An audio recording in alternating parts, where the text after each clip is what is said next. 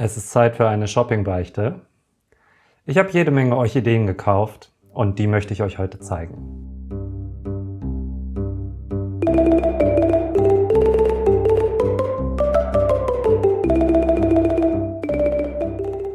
So, ja, schön, dass ihr wieder dabei seid. Ich bin Yves von Fun with Orchids und das ist, glaube ich, mein erster wirklicher Haul. Ihr habt vielleicht mein Unboxing-Video vor einigen Wochen gesehen und ich hoffe, das hat euch gefallen. Und jetzt nehme ich euch mal mit auf meine Shoppingreise der letzten Monate. Ich spare mal den Teil Dresden aus, weil das würde absolut den Rahmen sprengen. Das heißt, alles, was ich nach Dresden gekauft habe, zeige ich euch heute. Wenn von Dresden die Rede ist, viele von euch werden es vielleicht kennen, dann meine ich immer die internationale Orchideenwelt in Dresden. Die findet einmal im Jahr statt unter der Organisation der Deutschen Orchideengesellschaft und es ist eines der größten Orchideen-Events der Welt tatsächlich und ich glaube sogar die größte Orchideenschau in Europa. Die Eindrücke sprechen für sich, wenn man mal da war. Also das ist wirklich eine riesige Messehalle in Dresden, die komplett den Orchideen gehört, mit tollen Schauständen, mit wahnsinnig vielen Händlern. Also wenn ihr die Gelegenheit habt, da mal vorbeizuschauen, das lohnt sich wirklich. Da gibt's immer die Nacht der Orchideen mit so ein bisschen Extraprogramm drumherum und ein Begrüßungssäckchen gibt's auch. Und im nächsten Jahr, das habe ich ja schon mal in anderen Videos erzählt, passiert was ganz Besonderes, nämlich seit vielen, vielen Jahren findet das erste Mal in Deutschland die Weltorchideenkonferenz statt, die World Orchid Conference. Die 24. findet in Dresden statt und da wird alles nochmal bigger, better. Also da lohnt es sich wirklich, mal die Website abzuchecken und zu schauen, ob ihr da vielleicht vorbeikommen könnt für die gesamte Konferenz oder vielleicht auch nur für einzelne Tage diese Schau angucken wollt. Kann ich wirklich sehr empfehlen. Das, was die Deutsche Orchideengesellschaft da auf die Beine stellt, ist wirklich ziemlich großartig. So, aber eigentlich geht es heute ums Pflanzenshoppen. Ich wollte damit nur sagen, also Dresden ist immer das Event des Jahres für deutsche Orchideen-Nerds auf jeden Fall und auch für Leute aus Europa. Und dafür ein Haul zu machen, würde absolut diesen Rahmen sprengen. Es wird sowieso schon ein langes Video. Ich hoffe, ihr habt euch es bequem gemacht und sitzt gut und habt vielleicht ein Kaltgetränk zur Hand. Ja, wir starten also in der Zeit nach Dresden 25 mit meiner Orchideen-Shopping-Liste. Und ich muss mir jetzt mal überlegen, was ich euch so alles, oder in welcher Reihenfolge ich euch die Pflanzen vor allen Dingen zeige. Und ich glaube, ich fange mal an mit einer Pflanze, die ich in einem Laden gekauft habe, der eigentlich nicht unbedingt für seine Orchideen bekannt ist, aber immer mehr Orchideen ausbaut im Programm. Und jetzt haben die schon wirklich immer so erlesene Naturformen also vor allen Dingen erlesene Naturformen, die vor allen Dingen auch ganz gut in Terrarienkultur funktionieren. Und ich habe mir da eine kleine Dendrobium trantuani gekauft. Ich hoffe, ihr könnt sie erkennen. Sonst blende ich euch auch gerne nochmal Detailbilder von allen Orchideen ein oder von den Orchideen, wo sich ein genauerer Blick lohnt. Und natürlich, wenn ich Blütenbilder habe, also eigene, die ich verwenden kann, dann zeige ich euch die natürlich auch gerne. Die Trantuani, die Bulben werden maximal 25 Zentimeter lang. Also da seht ihr aber trotzdem, das ist auf jeden Fall noch nicht ausgewachsen. Also da muss noch einiges passieren, aber da ist auch schon Neutrieb mit Wurzelbildung im Gange. Also ich bin da ganz zufrieden und ganz optimistisch. Die kommt aus Vietnam, ist dort endemisch und macht so ganz tolle, wächserne, wachsartige Blüten, die so einen ganz krassen Glanz haben. Und was wir ja alle besonders lieben, ist, sie blüht ewig. Also ist eine sehr langblütige Pflanze und ich bin schon ganz gespannt. Das Add-on sind diese ein bisschen interessanter geformten, abgeflachten Bulben, die mir auch wirklich gut gefallen. Im Übrigen sind die bei diesem Händler in diesen tollen festen Kunststofftöpfen, die auch im Verkauf haben. Die sind super für die Jungpflanzenanzucht. Also wenn ihr mal Jungpflanzentöpfchen braucht, kann ich diese hier sehr empfehlen. Wenn ihr wissen wollt, wo einzelne Pflanzen her sind, schreibt gerne in die Kommentare, schreibt mir gerne bei Instagram eine Nachricht, dann gebe ich darüber gerne Auskunft. Aber das soll jetzt auch kein Werbevideo sein, sondern mehr Anregung sein, vielleicht mal die ein oder andere Pflanze zu recherchieren, ob die auch bei euch funktionieren könnte. So, jetzt wird's klein und neu tatsächlich auch.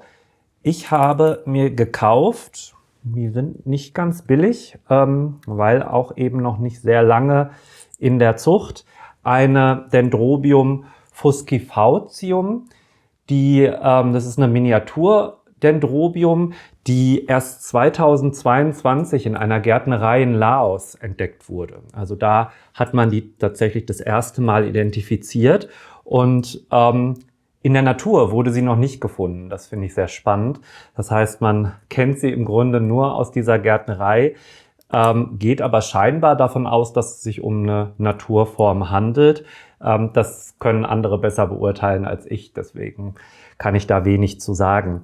Die haben ganz magentafarbene, kräftige Blüten mit einer sehr dunklen Lippe im Inneren vor allen Dingen. Also wirklich sehr schöne Blüten habe ich in meinem Grow Tent hängen, also bei sehr hoher Luftfeuchtigkeit und bei recht hohen Temperaturen. Ich hoffe, damit kommt die klar. Da man den Naturstandort nicht beurteilen kann, ist es ein bisschen schwierig, darüber Informationen zu finden. Also ein Frischling in der Orchideenwelt, weil sie erst 22 beschrieben wurde. Etwas länger auf dem Markt und in Kultur und beschrieben ist die Dendrobium bellatulum. Und das ist eine Dendrobium der Black Hair Type Gruppe. Die hat sehr charakteristische Blattunterseiten. Die haben nämlich feine schwarze Haare. Ich blende euch auch mal ein Detailfoto ein und auch ein Foto vom Naturstandort in Thailand, wo ich die gesehen habe.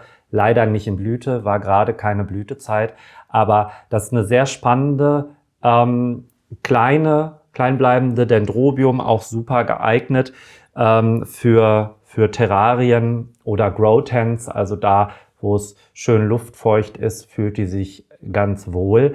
Ich habe die auch in sehr hohen Höhenlagen gesehen, aber auch in tieferen Lagen. Und sie ist verbreitet in ganz Südostasien. Das legt nahe, dass sie jetzt vielleicht nicht die allerschwerste in Kultur ist. Ich werde berichten. Ich habe sie ja erst kurz bei mir, aber sie wächst und gedeiht und bildet, seitdem sie bei mir ist, diese 2 neuen Bulben aus. Also zufriedener könnte ich damit gar nicht sein. Die macht so weiße Blüten mit einer gelben Lippe, die sind wirklich überproportional groß im Vergleich zu der Größe der Pflanze. Also die sind größer als die Bulben und verdecken im Grunde die ganze Pflanze hinter der Blüte. Ich hoffe, ich kann die dann mal irgendwann blühen zeigen. Dann gibt es auf jeden Fall ein eigenes Video dazu. So, jetzt wird's terrestrisch. Von meinem Erdorchideenfimmel wisst ihr ja schon. Und ich habe mir eine, und jetzt schwieriger Name, Corybas geminigibus, so, jetzt habe ich es, gekauft. Und zwar auch bei dieser Gärtnerei, die gar nicht so sehr auf Orchideen spezialisiert ist, sondern auf Raritäten und terrarientaugliche Pflanzen. Eine ganz tolle Gärtnerei, die, glaube ich, jetzt in der nächsten Zeit einige von diesen Corybas Orchideen ins Programm bekommen. Und Corybas sind in der Regel einblättrige Pflanzen, die aus einer Knolle wachsen. Und ich zeige euch auf einem Foto mal, man sieht nämlich tatsächlich die Knolle, die so ein bisschen aussieht wie ein Schlangenei, hier durch den durchsichtigen Topf ganz prima. Ich weiß nicht, ob das die Knolle ist, die wächst, also aus der das Blatt gewachsen ist, oder ob das die Knolle ist, die sich schon neu gebildet hat und ich da schon im Grunde einen Ableger gewissermaßen im Topf habe. Die Blätter selber sind wunderschön gezeichnet, bei manchen Arten noch intensiver als bei dieser, aber die machen wirklich alle total verrückte Blüten, deren Form sehr charakteristisch ist. Also die erkennt man wieder. Man muss sie in der Natur sicherlich erstmal finden, weil sie sind halt wirklich sehr, sehr klein.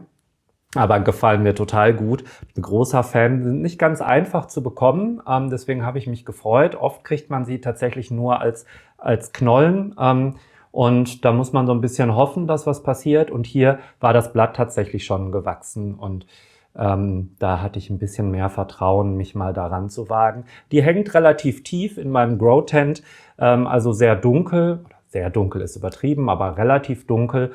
Und natürlich luftfeucht und das Sphagnum-Moos ist auch immer leicht feucht.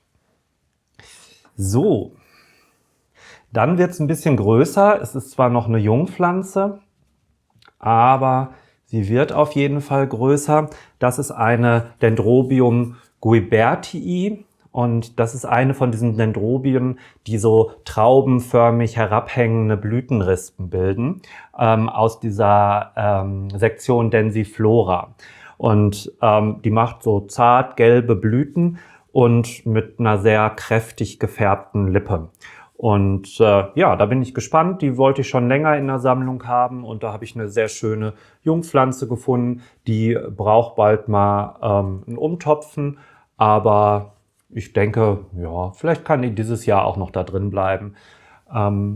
Jetzt gerade macht sie Wurzelwachstum, wäre eigentlich ein guter Zeitpunkt, aber schauen wir mal. Und dann habe ich auch in schon angesprochener Gärtnerei etwas gekauft, das keine Orchidee ist. Eine von 2 Nicht-Orchideenpflanzen, die ich euch heute zeigen möchte. Und zwar ist das die Johannes Theismannia altifrons. Entschuldigung. Das ist eine Palme und sie sieht erstmal nicht so palmig aus, das gebe ich gerne zu. Aber schaut euch schon mal hier dieses tolle Blatt an. Ich versuche das mal möglichst glatt zu halten. Also das ist so gerippt und Blattober- und Unterseite sind ganz rau. Also es ist ein sehr festes Blatt und bisher ist nur ein Blatt aus dem Topf gekommen, aber es kommt ein Neutrieb, den kann ich euch jetzt nicht zeigen, ohne den ganzen Topf auszukippen. Aber das ist eine Palme, mit der ich schon länger liebäugel, weil die wirklich zu den allerschönsten Palmen gehört, die ich mir vorstellen kann. Die wird riesig groß, die wird auch Joey's Palm genannt und wächst in den Regenwäldern Südostasiens. Und die Blätter können wirklich unglaublich riesig werden, sehr, sehr breit, sehr, sehr lang und das sind beeindruckende Exemplare. Schaut einfach mal bei Google euch die Fotos an, das ist tatsächlich sehr beeindruckend. Und die ist benannt nach Johannes Elias Theismann, einem niederländischen Botaniker. Und das Gute an der Pflanze ist, sie wird riesig, aber sie wächst richtig, richtig langsam. Das heißt, die macht in der Regel ein Blatt pro Jahr, das dann immer bestenfalls in der Größe ein bisschen Zuwachs hat.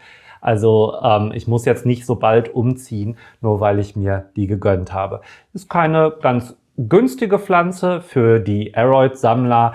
Unter euch sind das keine wilden Preise, aber man kriegt sie tatsächlich auch nicht so gut. Also da muss man schon ein bisschen nach Ausschau halten und ich weiß auch gar nicht, ob es in dem besagten Shop noch welche gibt. Aber da könnt ihr online stöbern oder auch sicherlich mal anrufen. Wenn ihr wissen wollt, wo sie her ist, schreibt mir einfach kurz. So, jetzt kommt noch eine terrestrische und jetzt muss ich mal eben gucken, wo ich sie stehen habe. Die ist erst vor kurzem angekommen bei mir, so deutlich frischer eingezogen und da war im Topf nur eine Knolle mit ganz, ganz wenig Blatt und das Blatt ist Gott sei Dank mittlerweile gewachsen. Ich hoffe, die Kamera stellt scharf, sonst blende ich euch auf jeden Fall auch nochmal Detailfoto ein. Das ist die Hemiphilia calophylla. Und das ist eine terrestrische Orchidee und die macht genauso wie Corybas auch nur ein Laubblatt. Das ist spannend und macht auf jeden Fall was her im Topf. Das Blatt wird ziemlich groß, also die können einiges an Größe noch zulegen. Und jetzt sehe ich gerade, das sieht hier aus, als käme da ein Blütentrieb. Ich weiß nicht, entwickelt der sich zeitgleich? Ja. Das sieht wirklich so aus. Also vielleicht entwickelt sich der Blütentrieb zeitgleich mit dem Blatt. Das habe ich noch gar nicht recherchiert, wie da das Wachstumsmuster ist. Die Knolle war auf jeden Fall wirklich schön groß, als ich die bekommen habe. Die hatte sich so ein bisschen selbst ausgetopft, deswegen konnte ich das ganz gut sehen. Und ich habe die jetzt auch erstmal in dieser Kokosrinde gelassen. Ich glaube, das ist tatsächlich auch ein Substrat, was ihr wirklich sehr gut gefallen könnte. Die kommt in Teilen Chinas, Myanmar, Thailand, Vietnam vor, also auch relativ weit verbreitet. Und ja, die machen einen Blütentrieb mit weißen Blüten und pinker Lippe. Also das verspricht auch sehr attraktiv zu sein. Und vor allen Dingen finde ich halt diese Blattfarbe total schön. Also ich liebe einfach Orchideen mit toller Blattzeichnung. Da bin ich so ein bisschen wie die Aroid-SammlerInnen, die ja auch auf Panaschierung und so total abfahren. Und das kann ich sehr gut nachvollziehen. Das finde ich bei Orchideen auch spannend. Zum Thema Panaschierung oder Variegierung kommt auch gleich nochmal ein tolles Beispiel. Aber zuerst habe ich eine Pflanze endlich gekauft, die ich glaube, im letzten Jahr auf der Orchideenschau in Berlin gesehen habe. Und da war tatsächlich in der Ausstellung so ein total schönes Stückchen mit ganz vielen in Blüte stehenden Paphiopedilum thaianum. Und das sind kleinbleibende Paphiopedilum, also Frauenschuh-Orchidee. Die haben auch diese schöne Blattzeichnung.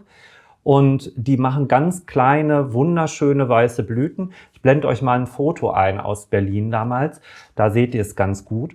Und die wollte ich schon ganz lange haben und da habe ich mich total gefreut, dass ich die gefunden habe. Die ist auf der thailändischen Halbinsel beheimatet und kommt nur da vor und wurde auch erst 2006 beschrieben. Also die ist noch gar nicht so lange in Kultur dementsprechend. Jetzt auch ein bisschen hochpreisiger, also man bekommt die noch nicht hinterhergeschmissen. Das ist eine ganz schöne Pflanze, eine dreitriebige, macht gerade einen neuen Seitentrieb. Und ja, ich bin ganz zufrieden mit der Pflanze und hoffe jetzt auf reiche Blüten mit der Zeit. Und ja, die Blüten sind wie gesagt relativ klein, aber für die Blattgröße tatsächlich auch noch ganz beachtlich, würde ich sagen. So, jetzt muss ich mal eben gucken, wo sie ist. Ah ja, jetzt zeige ich euch eine, die ich auch schon ganz lange suche. Die ist noch in ihrem Originaltopf, die habe ich noch gar nicht so lange hier. Sie hat aber immerhin schon die neuen Blätterbulben fast ausgebildet oder ist noch dabei, sie auszubilden, aber die sind immerhin schon aufgegangen. Das ist die Bulbophyllum tremulum, eine von diesen sehr, sehr speziellen Bulbophyllum, die einen wahnsinnig spannende Blüte machen.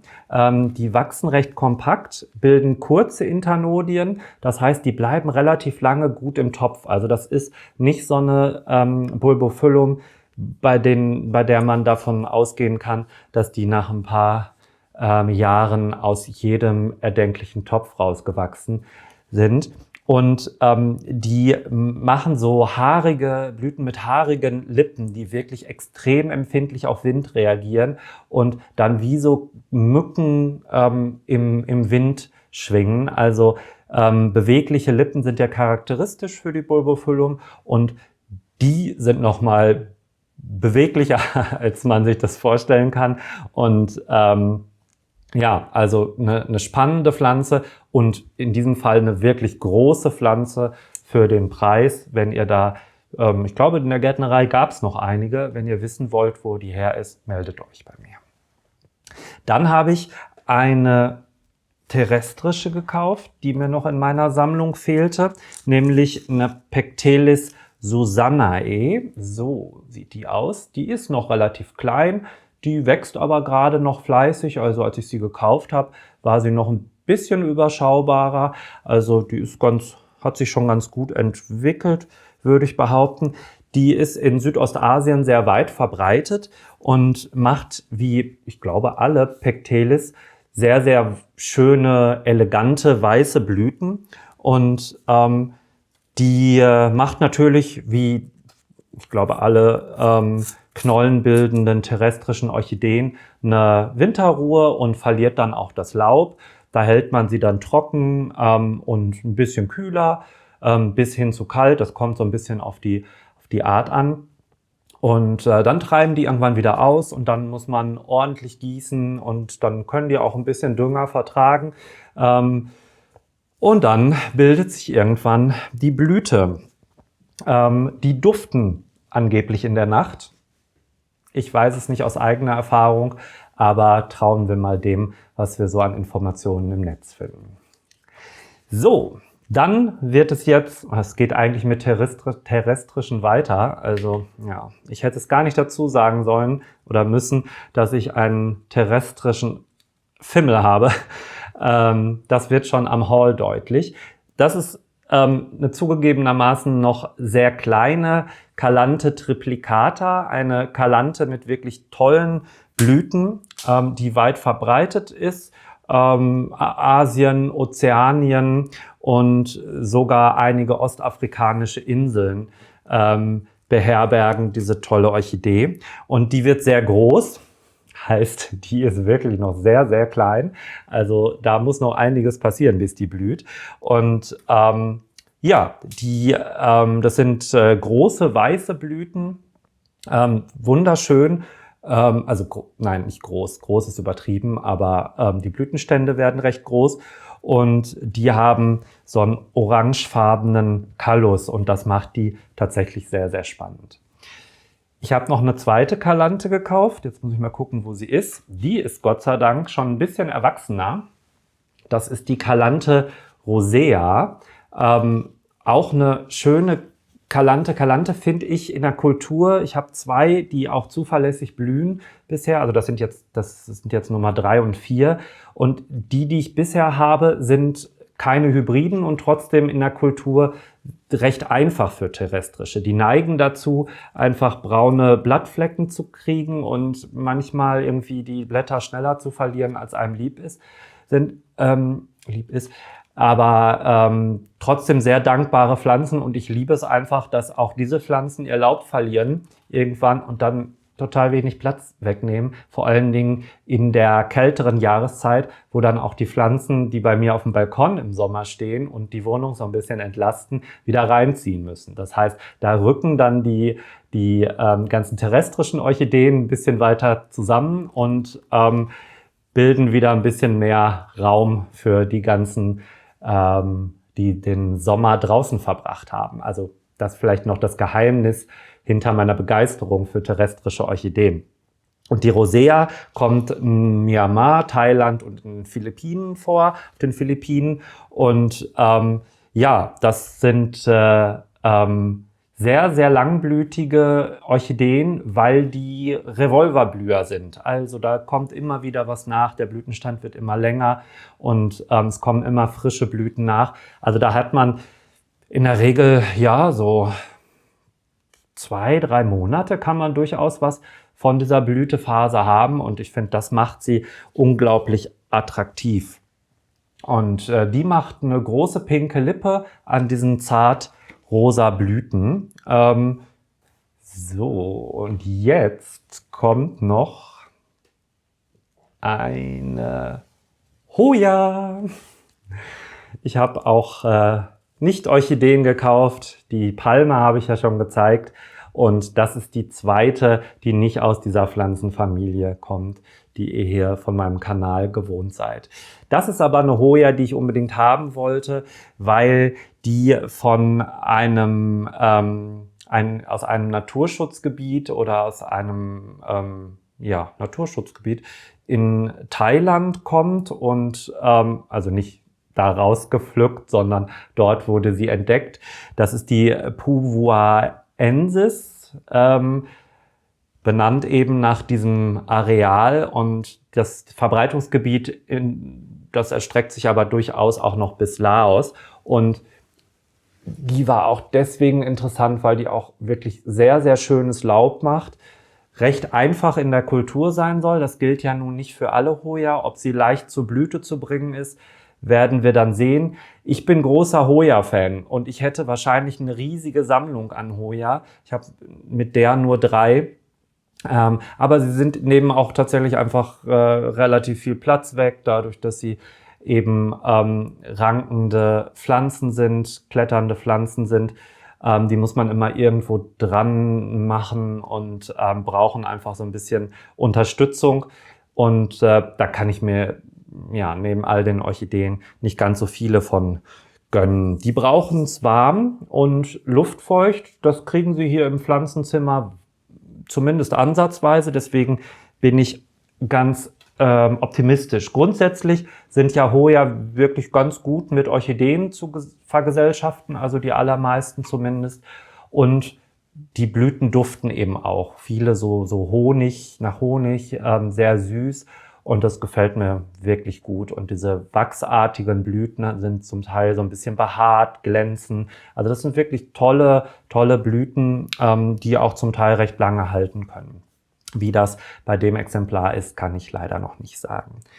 Dann mal etwas, das schon ein bisschen größer ist. Das ist die Angrecum Leierstar, eine Hybride aus der Angrecum Lehmförde White Beauty und der Angrecum sesquipedale. Und Angrecum sesquipedale ist ja diese berühmte langspornige Orchidee, die Darwin-Orchidee, anhand der er zumindest in Teilen die Evolutionstheorie festgemacht hat, weil er festgestellt hat, dieser Sporn, dieser unglaublich lange Sporn, dieser riesigen weißen Blüten, der muss ja für irgendwas da sein, und dachte sich schon, dass es sich dabei um ein Bestäuberinsekt handeln muss. Und viele Jahre später, noch gar nicht so lange her, wurde dann dieser Falter, dieser nachtaktive Falter tatsächlich entdeckt und beschrieben. Und der sorgte dafür, dass Darwin endgültig Recht behalten hatte. Die Angrecum Lehmförde ist also der eine Kreuzungspartner, eben auch eine Hybride aus Magdalenae und Sesquipedale, also die enthält im Grunde 75% Sesquipedale und 25% Magdalenae. Und was das jetzt mit den Blüten macht, kann ich gar nicht so genau sagen.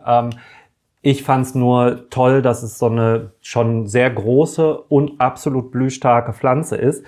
Die kriegt man nicht alle Tage im Handel. Die hatten einige davon, nicht ganz kostengünstig, aber auf jeden Fall ihr Geld wert.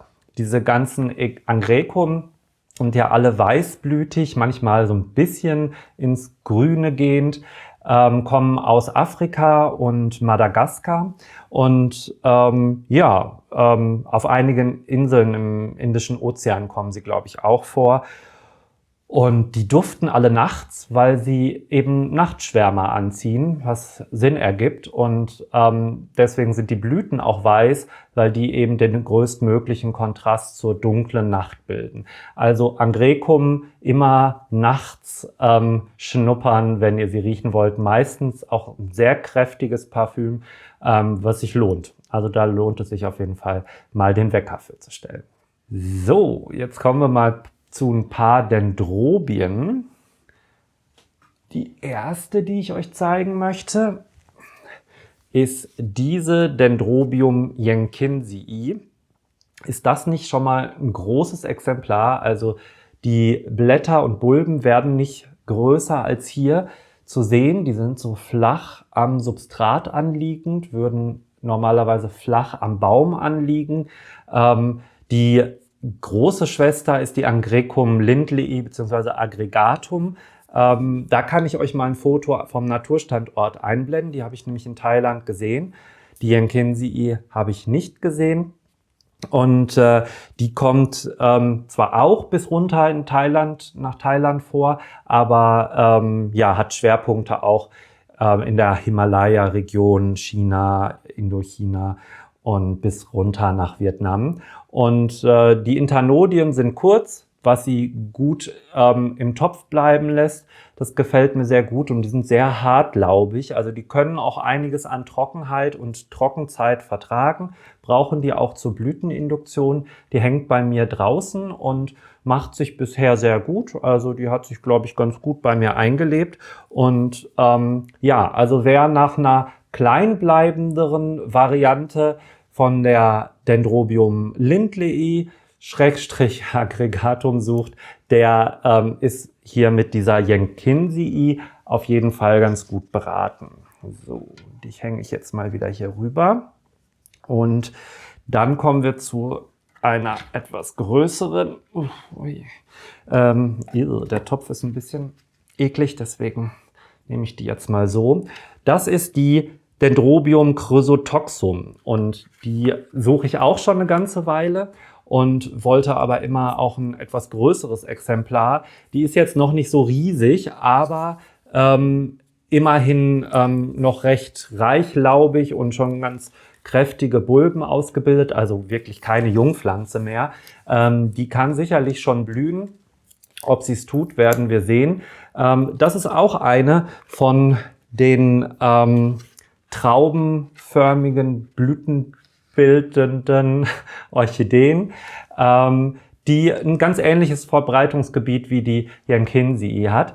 Die habe ich tatsächlich auch in Thailand nicht in Blüte gesehen und die machen gelbe Blüten, die auch schön nach Honig duften sollen. Da bin ich schon sehr gespannt drauf.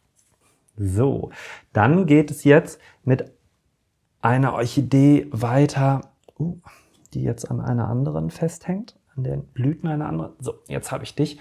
Auch hier in so einem Hängekörbchen.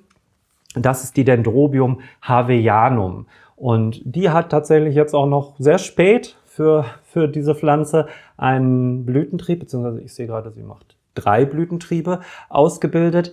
Die habe ich leider mit einem bisschen Schädlingsbefall gekauft. Die musste ich erstmal behandeln und separieren.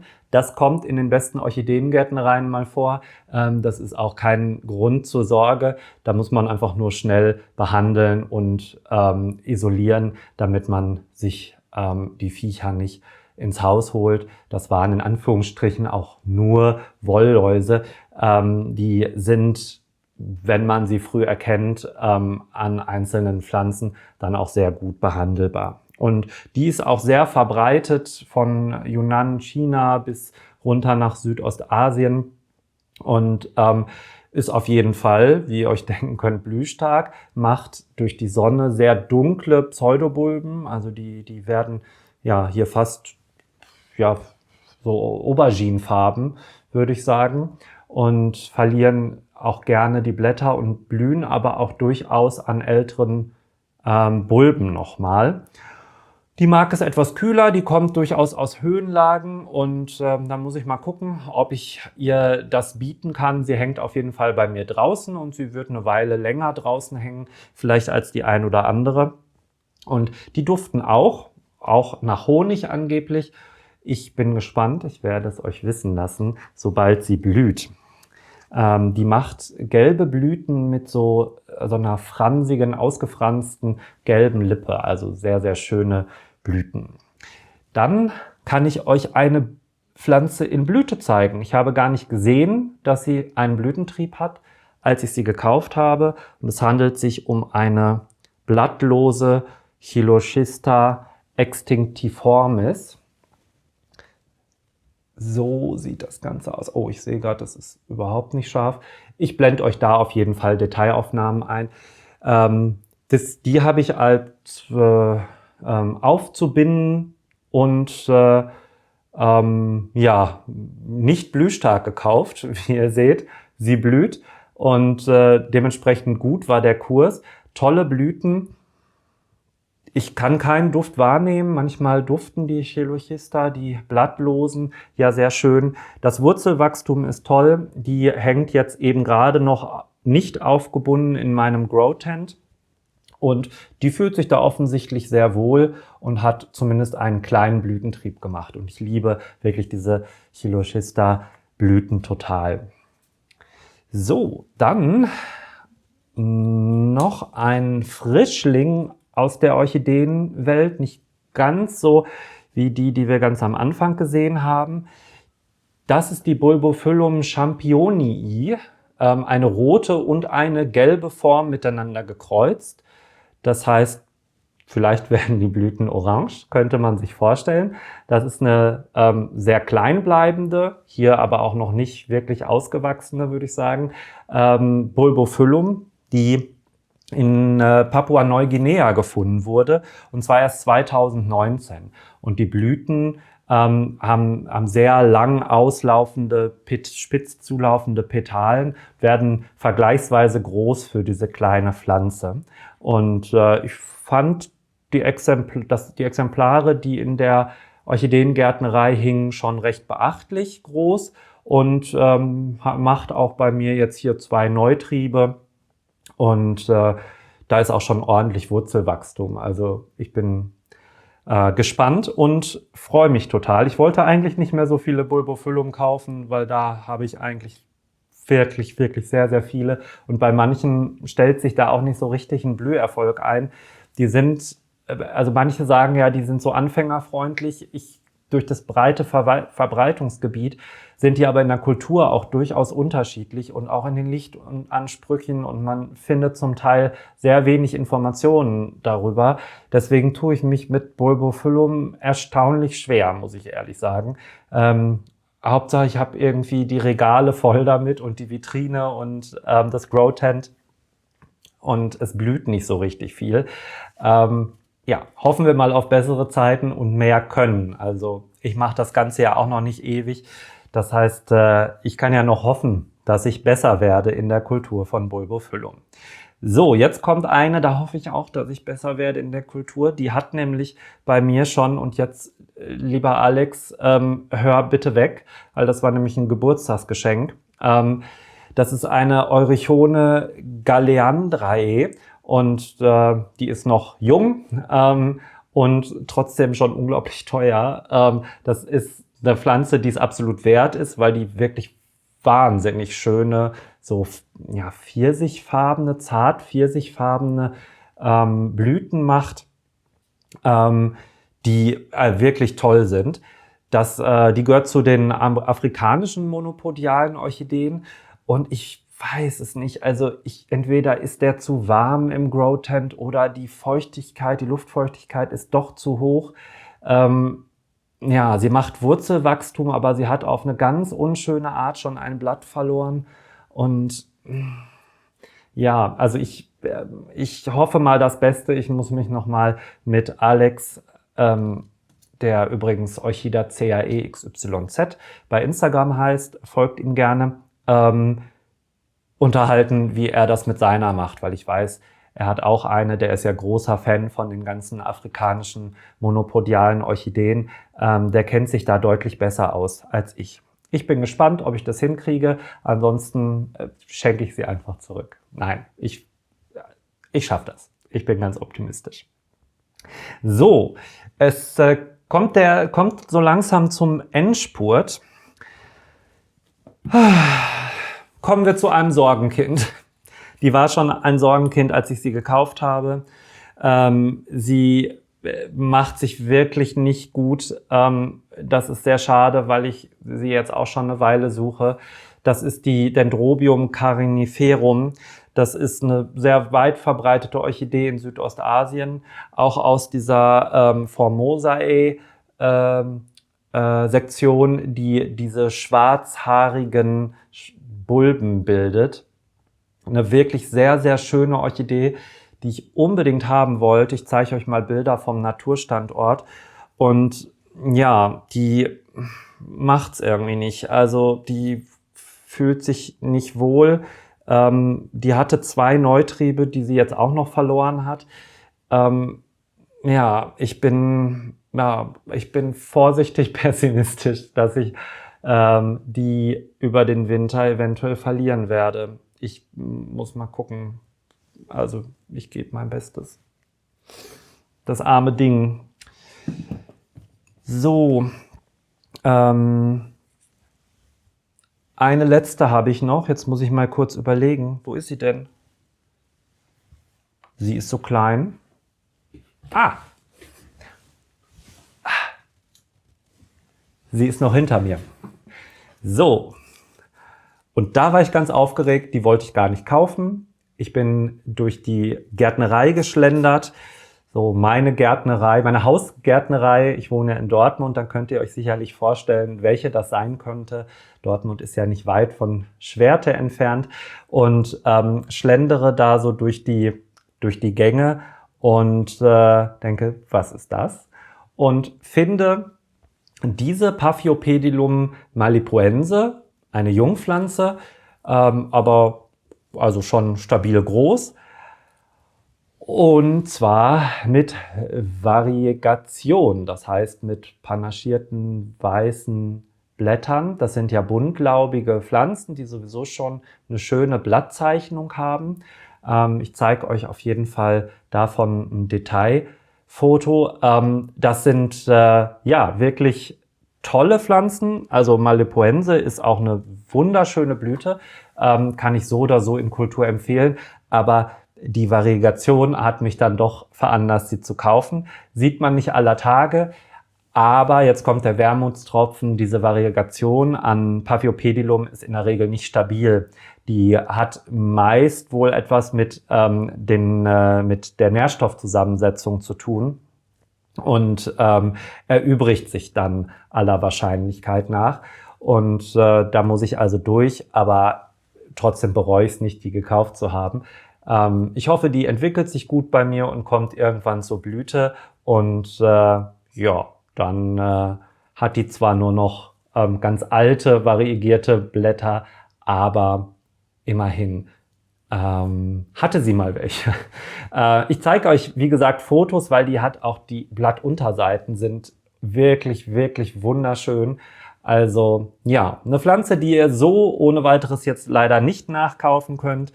Aber es gibt sicherlich noch die ein oder andere Jungpflanze mit Variegation bei diesem Händler. So, jetzt habe ich mir so ein bisschen den Mund fusselig geredet. Hier sind es auch bestimmt, lasst mich schauen, fast 28 Grad drin. Ich bin ein bisschen ins Schwitzen gekommen. Ich hoffe, es hat euch Spaß gemacht, dass ich euch ein paar Pflanzen gezeigt habe, die ich ergattert habe. Also genau zu sein, alle Pflanzen, die ich seit diesem Jahr Dresden, also seit März diesen Jahres gekauft habe. Und wenn ihr auf dem Laufenden bleiben wollt, wie die sich so entwickeln, dann folgt gerne meinem Kanal. Lasst bitte, bitte, bitte einen Daumen hoch da, wenn euch das Video nicht total genervt hat. Das würde mir auf jeden Fall helfen und es macht mir immer Freude, das zu sehen. Gerade wenn man so anfängt mit sowas, ist halt jeder Like irgendwie geil. Kann man nicht anders sagen. Man macht es auch irgendwie für die Likes. So ist es nun mal. Ja, ich wünsche euch auf jeden Fall viel Fun with Orchids in der nächsten Zeit und es kommen sonntags ja gerne neue Videos von mir. Also bleibt dabei und schaut auch beim nächsten Mal wieder zu. Macht's gut. Ciao.